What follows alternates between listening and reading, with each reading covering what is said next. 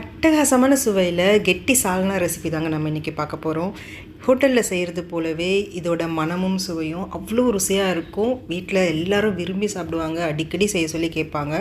அந்த அளவுக்கு ரொம்பவே டேஸ்ட்டாக இருக்குங்க. மிஸ் பண்ணாமல் ட்ரை பண்ணி பாருங்கள். இட்லி, தோசை, சப்பாத்தி, பரோட்டான்னு எல்லாத்துக்கும் அவ்வளோ ருசியாக இருக்கும். செய்யறதும் ரொம்பவே சுலபங்க. 10லேருந்து 15 நிமிஷத்தில் ரெடி பண்ணிடலாம். வீடியோ லைக் பண்ணி சேவ் பண்ணி வச்சுட்டு ட்ரை பண்ணுங்கள். எப்படி செய்யுதுன்னு பார்க்கலாம். குக்கரில் ஒரு 4 டேபிள் ஸ்பூன் அளவுக்கு எண்ணெய் சேர்த்துக்கோங்க. சால்னா ரெசிபிக்கு கொஞ்சம் எண்ணெய் அதிகமாக இருந்தால் தான் நல்லாயிருக்கும்.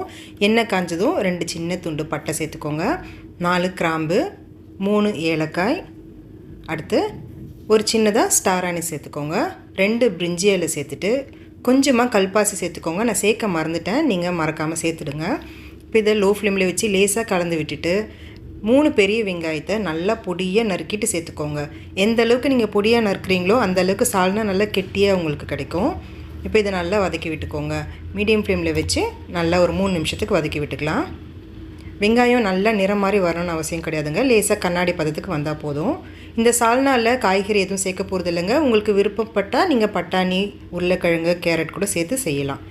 இந்த அளவுக்கு வெங்காயம் வதங்கி வந்த பிறகு 3 பழுத்த தக்காளி, நல்லா பழுத்த தக்காளியாக எடுத்து பொடியாக நறுக்கிட்டு சேர்த்துக்கோங்க. அப்போ தான் சால்னா கெட்டியாக இருக்கும்.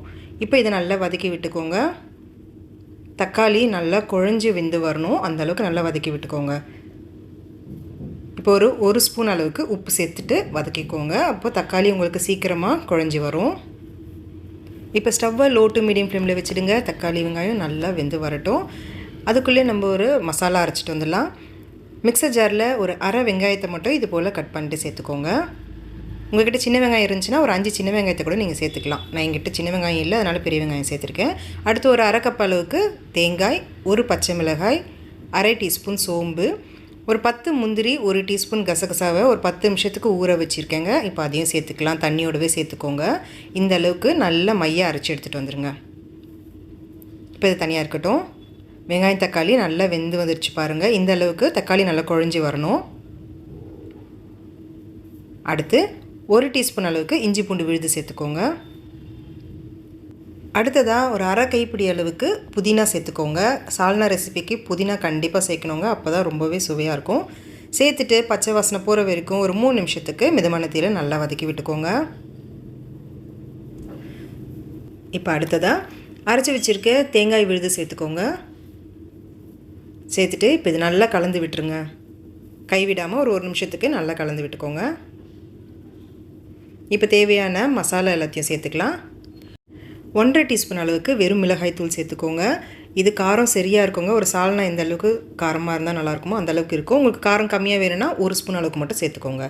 அடுத்து 1 டீஸ்பூன் கரம் மசாலா, 1 டீஸ்பூன் மல்லித்தூள், 1/4 டீஸ்பூன் மஞ்சள் தூள் சேர்த்துட்டு இப்போ இது நல்லா கலந்து விட்டுருங்க.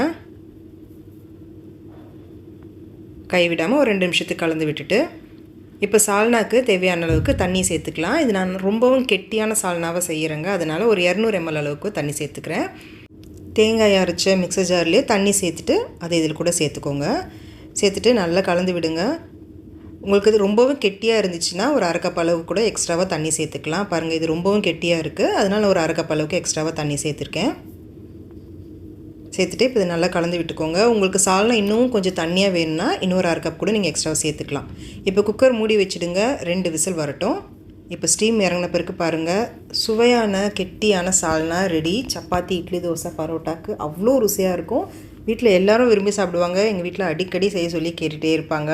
அவ்வளோ சூப்பரான சால்னா. மிஸ் பண்ணாமல் இன்னும் ட்ரை பண்ணி பாருங்கள். கடைசியாக பொடியாக இருக்குன்னா கொத்தமல்லி தூவிட்டு கலந்து விட்டுடுங்க. அவ்வளோதான், ரொம்ப ருசியாக இருக்கும். நீங்களும் ட்ரை பண்ணி பாருங்கள். உங்களுக்கு இந்த வீடியோ ரொம்ப பிடிச்சிருந்துச்சின்னா வீடியோக்கு ஒரு லைக் கொடுத்துட்டு வீடியோ உங்கள் ஃப்ரெண்ட்ஸ் அண்ட் ஃபேமிலி எல்லாருக்கும் ஷேர் பண்ணிவிடுங்க. Thank you friends.